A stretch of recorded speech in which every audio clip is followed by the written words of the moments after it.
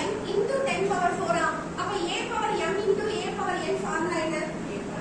a power m plus n அப்ப 20 into 10 power 5 plus 4 எவ்வளவு 9 so answer இருக்கா ஆனா இங்க என்ன பண்ணிருக்காங்க 2 into 10 power கொடுத்திருக்காங்க இந்த 20 ஏ என்ன பண்ணிட்டாங்க 2 into 10 ஆன்சர் வந்து 2 next fifth question find the sum of the following so 6 plus 13 plus 20